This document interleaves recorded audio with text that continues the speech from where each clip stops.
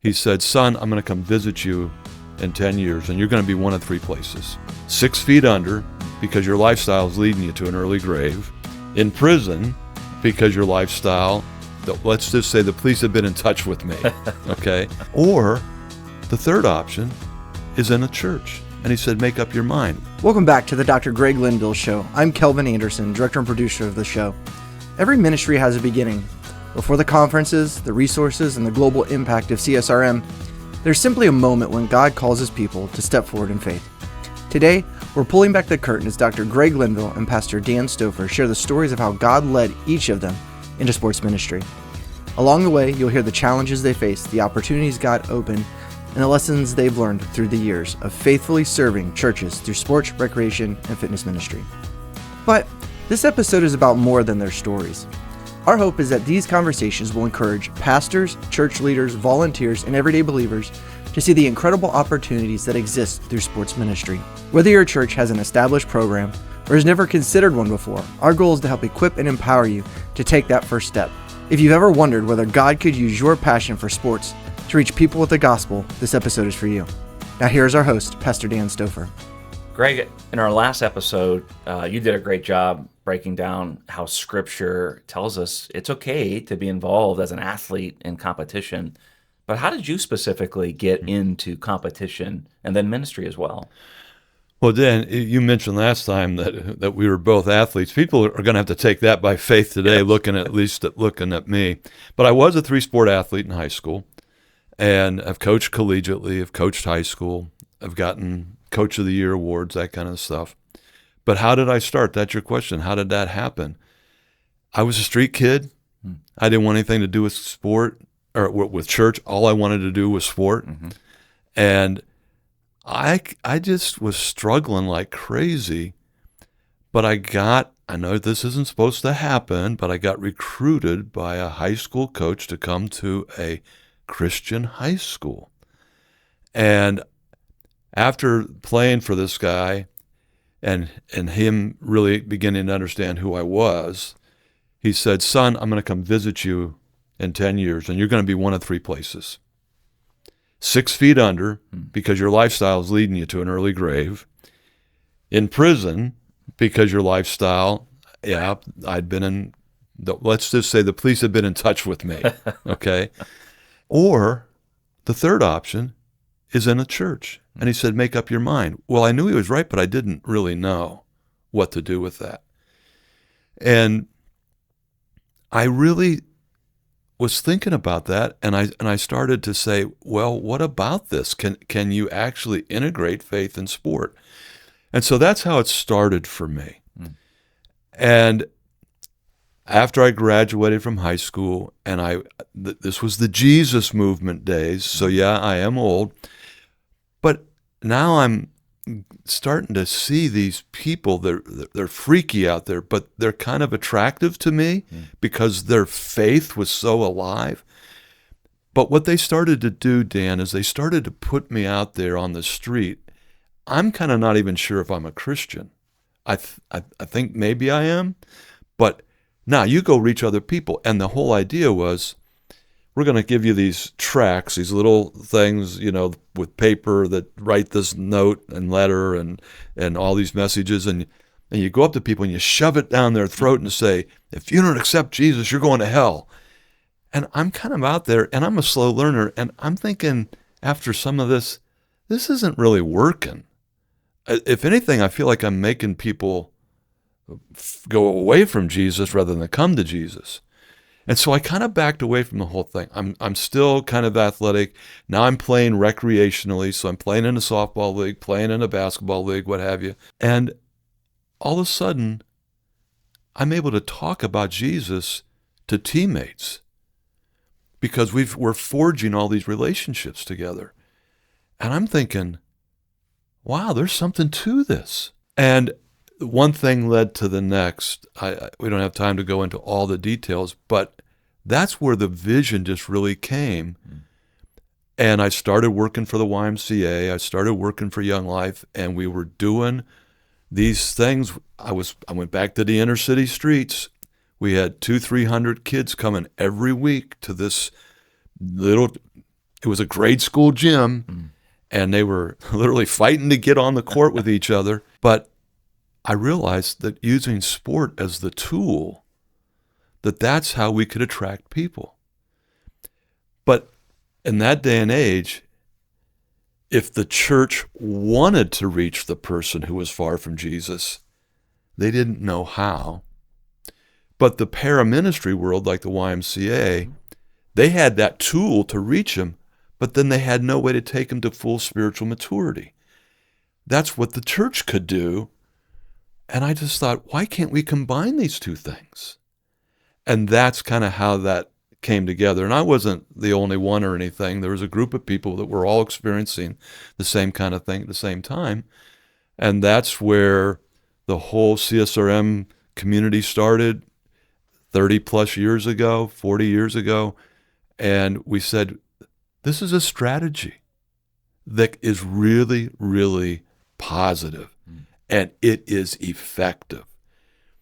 So that's kind of the story. How about you? You were an athlete yourself. Yeah, very, very similar. There's a couple things I resonated with what you were saying. One, I was young.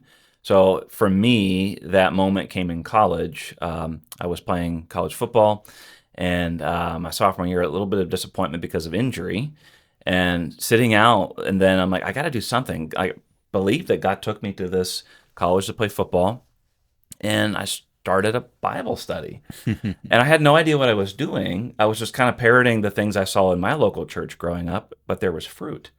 I didn't go to college to be a pastor, but I started to feel that call. Fast forward a couple years, trying to discover God's will. All I had left to do basically was student teaching to graduate. And then I remember I had a defining moment that God was saying, it's sport and it's ministry. And then I had heard about back home, there was a local university, which is where I met you, that had a master's degree available in sports ministry. I'm like, that sounds fantastic, right up my alley. People had really encouraged me to pursue ministry. I never set out to want to do that. In fact, preaching from a pulpit, which is what I do now, which is a different story for a different time, did not sound attractive to me at all. But a Bible in one hand, a ball in another hand, other. Yep, made a lot of sense. So I got involved at that university, got a master's degree in Christian ministry with a focus in sports.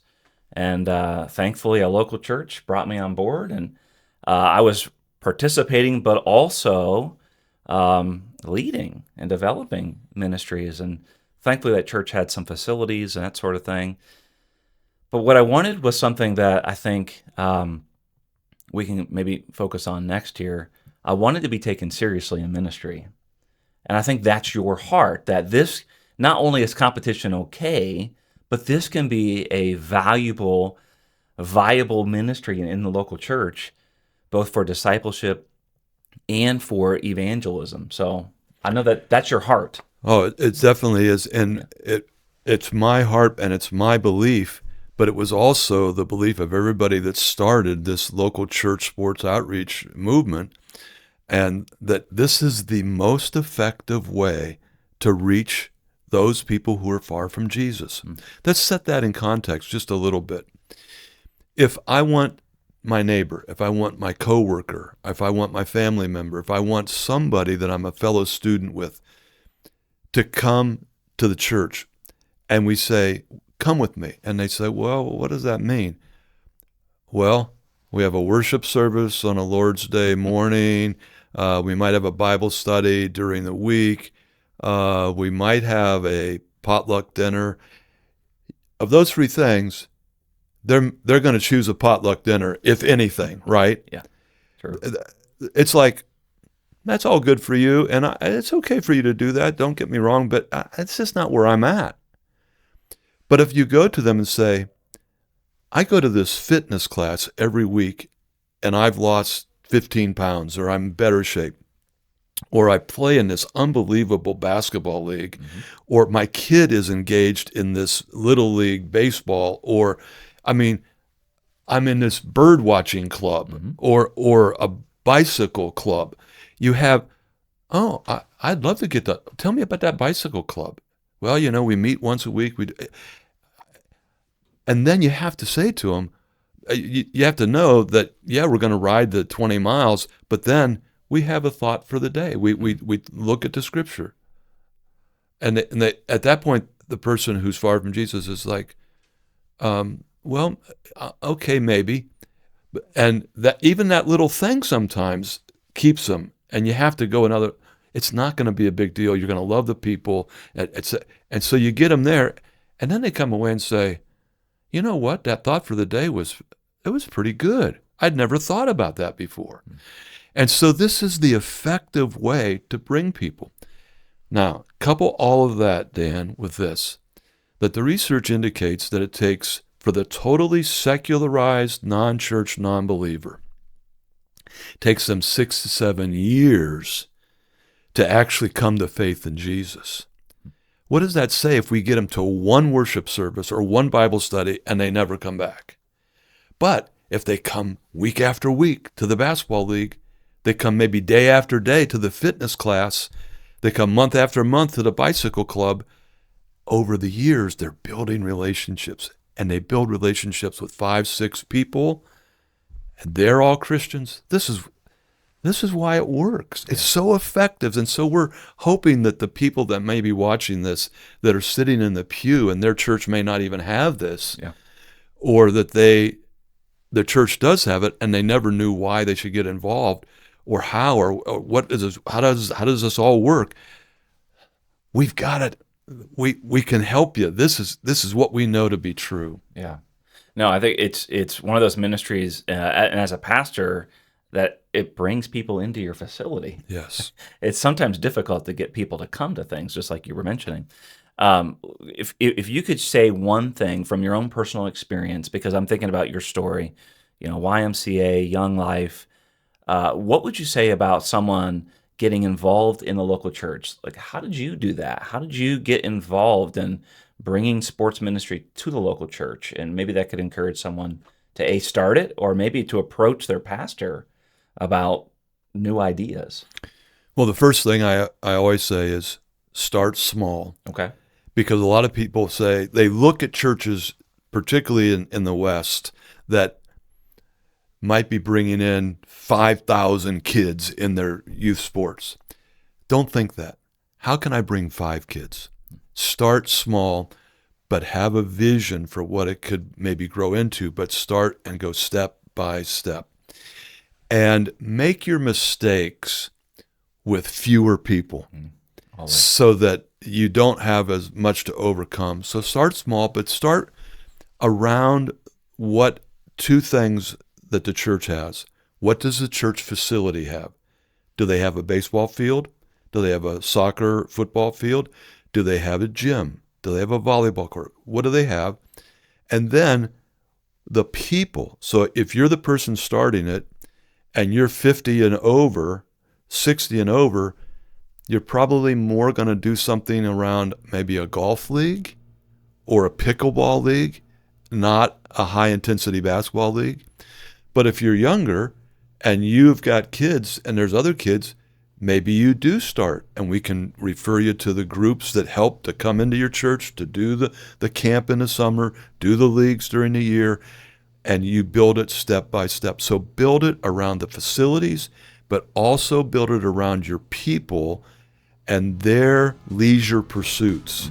Those are the 2 things that are very important for churches to understand to get started. What an incredible reminder that God often uses ordinary people with a willing heart to accomplish extraordinary things for His kingdom.